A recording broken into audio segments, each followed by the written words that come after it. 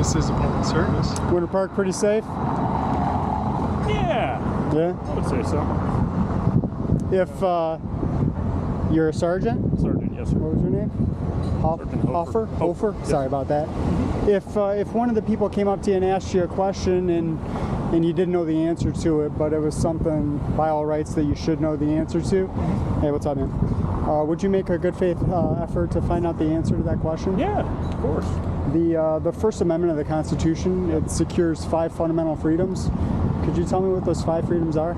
Are you a First Amendment auditor? I'm an independent journalist. That's fine. I'm fine being filmed, but I'm not gonna get into anything. All right. So, Officer Hofer. Yes, sir. So does that mean that you'll make that good faith effort? Yeah, I will.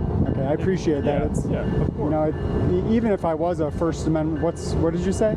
First Amendment auditor. They're people that like to go around and basically put officers in a predicament that paints them in a bad light. They try and have I done that? No, but that's how they start generally. Okay. So I'm not saying you are, but I'm just saying I'm not going to get into a conversation if it has to do with that kind of thing. Okay? If it has to do with the First Amendment? Yeah, like a back and forth conversation. I fully intend to protect and defend the First Amendment. So you have me all the way on that. Yeah, I appreciate that. Yeah, First Amendment, Second Amendment, anything that's in the law right now, fully intend to protect it. That's what we swore an oath to do. So, I have issues when I see that stuff on YouTube where cops don't necessarily follow it.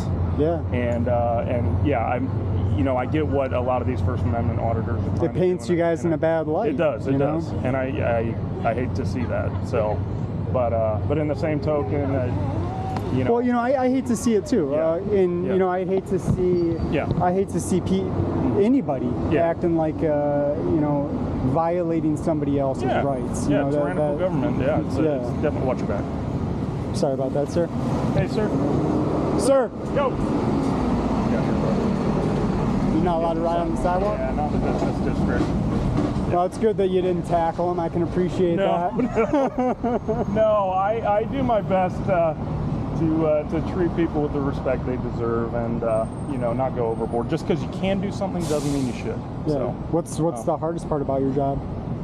Oh, boy, honestly, I would say making split-second decisions that can affect the rest of my career and my life. And the people that you come in contact with. Yeah. So, like high-stress situations, we have to make a determination on what to do in that moment, and it has to be 100% correct every time, especially nowadays, because we are under a microscope. We all wear these. And do you think that's better? Yes, a lot better. Good. I love having these. I love hearing an officer say that. It paints a picture about an officer that's a pretty positive one usually. It's good twofold because first of all, it does hold officers accountable, and the other side is it helps to show the public that the vast majority of us are doing our jobs and we're doing them correctly. And then when that officer does step out of line, or unfortunately when they do make that mistake, that bad call in that split second, we're able to hold them accountable as well. So I think it's been good for us since these came out, just because the public is able to see more so what we do and what we're about. Even though it doesn't give the total, visual, a camera can only say so much, right?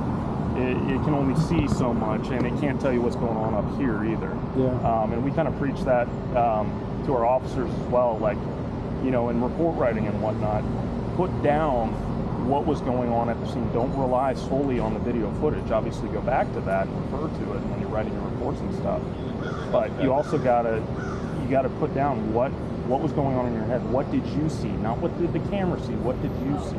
Yeah, the camera only sees what. Exactly. Yeah. You can't see the side of it. So we had those the glasses cameras where it would go up here and see what you were looking at. So a lot of officers wore that, but the problem with that is it had a connection, and if you get in a fight or something. I don't think it was Winter Park, but I talked to another officer, and they were wearing those at the time. Yeah. And he said that in the rain they're not real good too. The connections, that's possible. That's possible. Those were Axon Body 2s. These are Axon Body 3s, so they're getting smarter and smarter. Axon's like exploding. That company is in a good way. Yeah. But yeah, for some reason the new ones, they were having connectivity issues and stuff, so we all went to the torso cameras.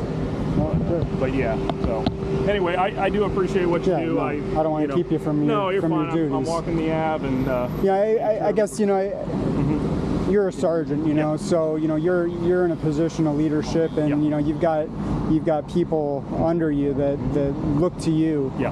I would just hope that after you do that, that after you make that good faith effort, that like stress that with the officers. I mean, these matters, these rights are so important. They are. And I agree completely.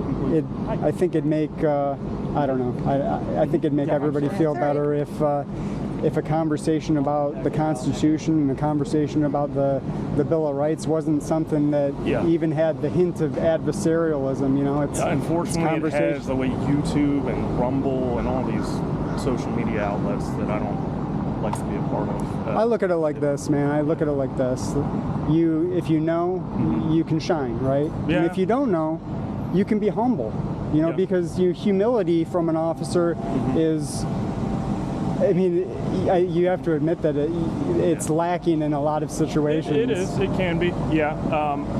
So one thing I can tell you about Warner Park is it's actually really cool. Since I've been here, we have legal counsel, and what she does. Hi. Hi. What's up, buddy? Wait, I think I know you. What's your name? Jacob? I've met you before, Jacob. Oh, what do you say? I cannot remember where. Maybe it was on the avenue. Oh, where are they? I will have to investigate that. Over here? Behind the building? Well, if something doesn't tick me off more, it's that. So I will take care of that as soon as I'm done here. All right? All right, not a problem, Jacob. Okay, we're going to go Happy this to help. way. That's Thank cool dragging, you. buddy. Say thank you, officer. You're welcome, buddy. Take care. I forget what I was saying. You were talking about the legal counsel that the city has. So what's really cool is, with the law, it's constantly changing with case law and whatnot, and cases go through. Case precedent. Precedent. Yeah. Oh, okay. Because the judicial branch doesn't set law, right? The legislative branch that does the laws. So they make those rulings, and that becomes precedent. So everybody says case law, but the technical term would be case precedent. I'm not nitpicking you at all. No. I'm just saying it to have the conversation. Yeah, that's fine. That's fine. But she keeps us up to date on that. She's constantly putting out training tips, and as laws change, making us aware so that we're aware of what the law is now. That's great. So is that the city attorney, or is that somebody specific for the police department? Specific for the police department. Oh, very nice. Yeah, not the city attorney. Yep. So is it your understanding, or maybe just tell me what your understanding is? Can somebody be trespassed from public property without breaking the law? No. I didn't think so. No, I didn't think so. No, absolutely not. And even with breaking the law, I mean, I think it would depend on what it is. It's like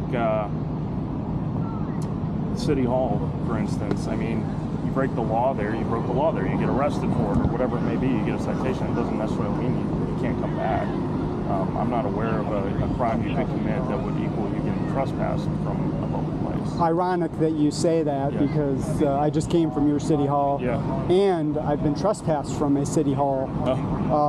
In Florida? In Florida, in the city of Orlando. Oh, okay. So was it City Hall, or was there PD, or was it a secured area or something like that? No, I was. I'm not a moron, so I only go in the areas that are open to the public, and that was the crime. Trespassing was the crime. Yeah, no. It's just crazy. Yeah, I'm not about that. No, and I've seen that happen before. We had this discussion the other day. There was a cop. I saw it on YouTube. A buddy of mine sent it to me. I want to say it was up in Virginia or something. This had to do more with protests. And there was I guess it was like a trans rally going on. And on the He said God. Yeah. Right? He said God. Yep. Turn him around. That was despicable. Yeah. That was yeah, that's, I mean, not literally, but almost quite literally, the steps to City Hall, that's where you're supposed to have, you know, the max of your rights, you know?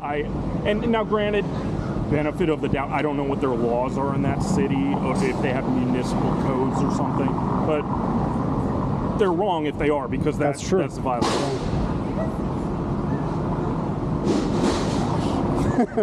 Did you serve also? No. I was actually Publix for 9 years before I was an officer. Okay. So. Well, what led you to this? You know, originally I was going to do Air Force. I was in Air Force ROTC at UCF, and met my wife, and we started dating. And at the time, I was like, we knew we wanted to have kids and start a family. And you know, I didn't want to go overseas for a year. I saw a couple of my cadre going over, and I was trying to get a pilot slot, and tough billet, man, right there. Yeah, I had to make that choice, and you know, I still wanted to serve in some capacity. You know, it's funny. My dad's a pastor. My mom was a teacher. My sister's an RN. My brother's a firefighter. Yeah, whole family in service. The whole family. So we are about service. You know, that's how my parents raised us, and so at that point, I said, you know, I'm already getting my degree in criminal justice. I explored the fire department side of things, and sometimes I look back and I was like, you know, why didn't I do that? Just because it's a different life. You know, they get praised for what they do, and oftentimes get dumped on. Well, at the same time, you don't often hear about a firefighter violating somebody's rights. Right. Yeah, the law isn't a part of their job, really. You know, so it's in that capacity. Yeah, it's. Yeah, no problem, sir. Appreciate you. But you get that too, right? Yeah, not that the firefighters that's why don't. I love our community. We really do have a good community in Winter Park. People are very thankful for us, and I think that's a testament to how we do law enforcement. Well, good. I think we do a good job. We hold people accountable, but you know, we do it by the book. So we desperately need good law enforcement. We do. So another reason it's hard being here. 2020, you saw a lot of cops leave.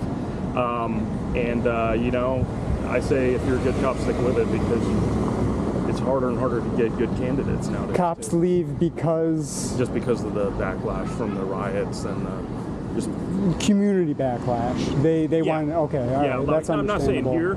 I'm saying across the U.S. You saw, they called it the Blu Flu. The Blu Flu. The Blu Flu. Yeah, cops saying. Okay, I've never heard that one before. Yeah, the Blu Flu is what it was called. They would just call in. They'd write out their long-term medical and say, "I'm done," because I don't want to be persecuted for another man's actions. You know, that being. Yeah. So, and yeah, I agree with that wholeheartedly. We shouldn't. I mean, that's the whole deal with. You know, I want to be treated based on my character, right? Content to your character, not the color of your skin. There you go. Well, I know it's a uniform, but it's the same idea. Yeah. We're not. Yeah, no, you represent the thin blue line, right? That's that's the danger there, right? Yes. Yeah, it is. I mean, and I think most of us realize we're the buffer. We are the buffer, and we are I think a lot of us put it the arm of the government. So what are people going to attack? They're going to attack the arm of the government when they're upset with the government. Yeah. And so it's kind of something you just accept. Well, at the same time, there's only one arm of the government that enforces the government's ridiculous laws that it continues to pass too. So, you know, I think we'll come to a point where officers will have to choose when these silly laws keep coming down. And hopefully they're on the side of the people. I pray that they're on the side of the people. I can tell you I will be personally. So I can't tell you how much I appreciate that, Sergeant Hofer. Will, and I'm hoping I'm retired by that time, but if it comes, it comes. So. Well, I'm hoping I'm dead by then. You know, and my kids are dead, and their kids are dead. I don't want to see that for my children. I've got 3 little ones, so I'm worried about the America they're going to grow up in. But just prepare them as best I can, and make them strong, make them love the Constitution, and protect their freedoms. You know, like you're doing. So yeah, man. Yeah. So do you happen to have a card? I don't. I have it in my car. If you want to follow me this way, I I'll can follow grab you one over for there. you. Well, we don't want to jaywalk. I saw you wait that sorry. whole time. I thought, am I going to catch him? Am I going to catch him? No, I'm that guy. I spent 7 years, so I'm big on my traffic. I'm a traffic homicide investigator as well. I was before I got promoted. Okay. So do you enjoy the leadership? Yeah, I do. It puts me in a position to, help push my values on my guys, but also be there to support them when they need me. It's difficult because we've got different ages of officers, right? I've got my more senior guys that have done police work this way for a long time, and then I've got my new guys, what's the current generation, Gen Z or whatever. Basically, my point being, I've got to cater to these two different types of officers. It's tough when it puts me in a hard spot, but you do the best you can and try to always do what's right by them, while still holding everybody accountable. Well, that's a big thing, right? Accountability and Yes, it is. Hey, how y'all doing? So did you just park down here and are you just walking around? Is this what you usually do? This is a detail that we have walking the avenue. I'm actually supposed to be off today, but I picked this up. Basically, you just walk the avenue, check on businesses. Every now and then we get some thefts on here. People riding by with bicycles and whatnot, grabbing clothes off racks, and yeah, it happens. It's pretty brazen. Yeah. Crime's kind of gotten that way in Central Florida, it would seem. But yeah, so we're just assigned to the business district. We walk the avenue, and how y'all doing? Hi, good. Good. Oh, my car's right here.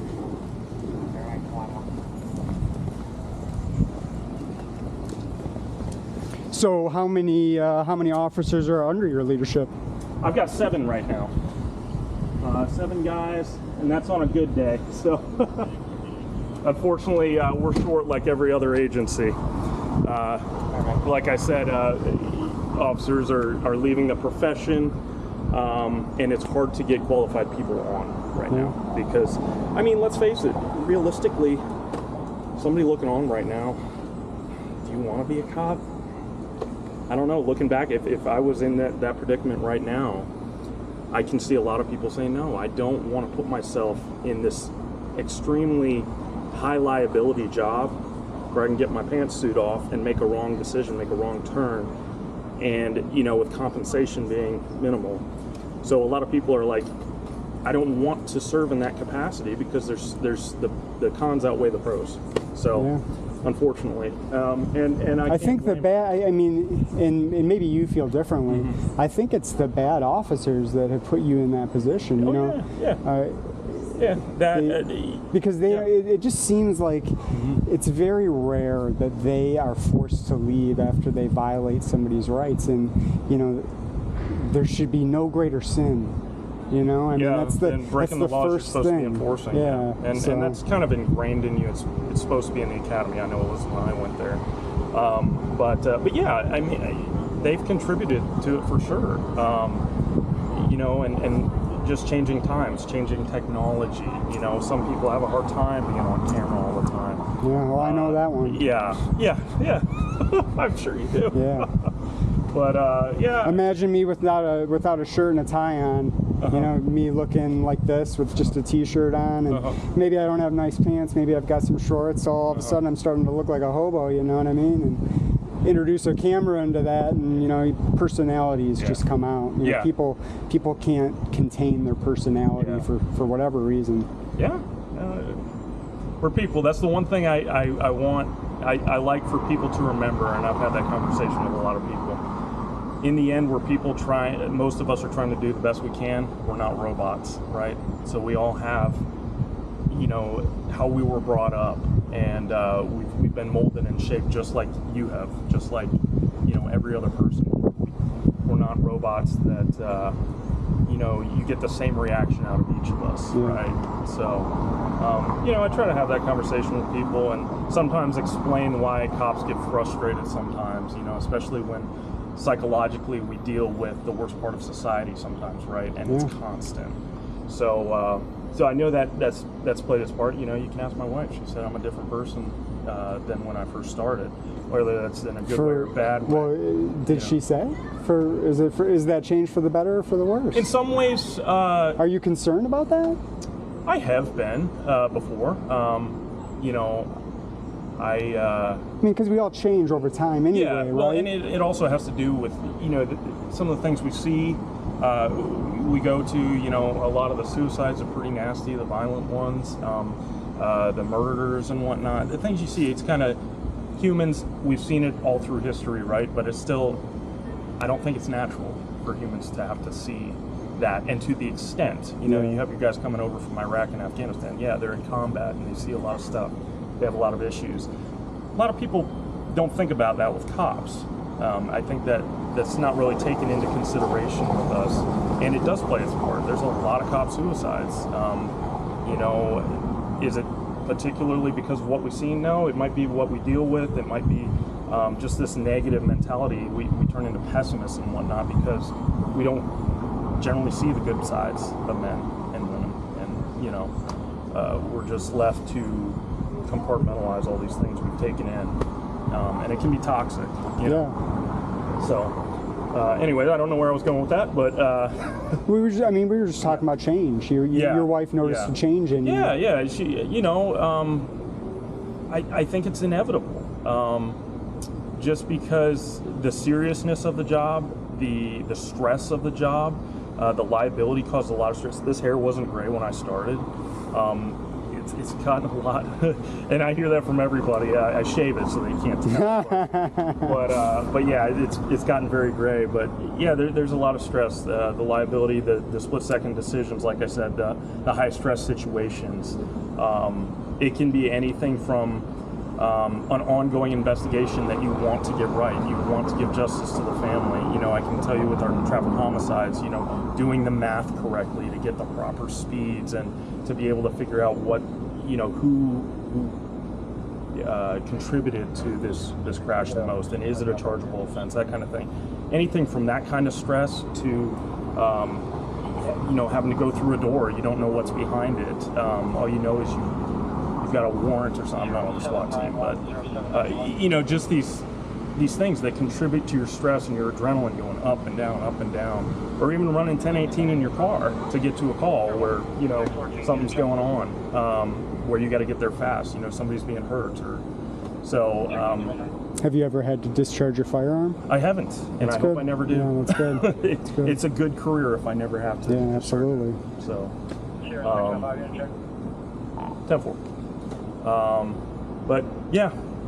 Well, you know, I really appreciate you taking the time. After I asked my question, I expected the conversation to end there, so I can't tell you how grateful I am that you continue to engage. I really, I don't mind. Because I think it's going to end up making you look great. Oh well, you know that I am who I am, and I wish other officers would share in some of my opinions. I think most. I wish at least the ones under your leadership. I wish they would. Yeah. And I really hope that you drive that home with them and just have them all know if somebody came up to you and asked that question and you just rattled them off, they'd be almost floored. I think in the past though, also I'm sure you've seen videos of. I've seen some jackasses. Yes, from Winter Park. Okay. We've got a couple out there where they got caught up in the moment. You know what I mean? And they didn't compose themselves and keep their cool. I can tell you, the ones that are online, they actually are good officers. They are, like, when it comes down to it, you know, they do well, they do their job well, and they truly do want to serve people and help people. It's in those moments, like I said, you got to make the right decisions. And but that being said, our department, we're big on training, we're big on doing things right, we're big on holding people accountable, including ourselves, and following the law. So that's our chief's, you know, deal. What's your chief's name? Chief Fulkerson. Fulkerson? Yeah. Yep. Great where's the PD in relation to where we are? PD.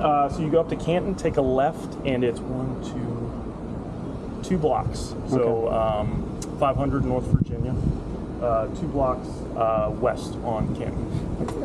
I can't believe that I haven't been. I know I hadn't been to the city hall until today, but I'm surprised that I haven't, because I've been to all of them. Oh yeah. But I guess Winter Park just hit on me. Oh, okay. Well, I hope it's doing okay. Yeah, no, they did great over there. Okay, Yeah, they were good, great. good. Yeah.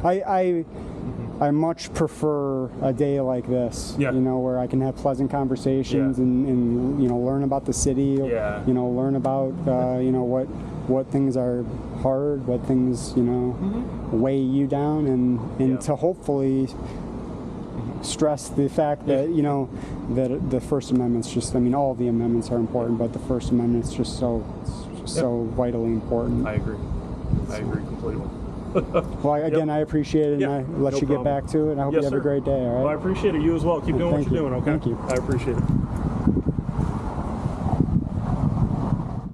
We're out here today to ensure our natural rights are respected by those who swore an oath to support, protect, and defend the rights of the people. The purpose of all interactions is to peacefully promote government accountability and transparency. Please like, share, and subscribe so this message can reach as many people as possible. I implore you to peacefully seek redress to any and all of your grievances. This is a public service.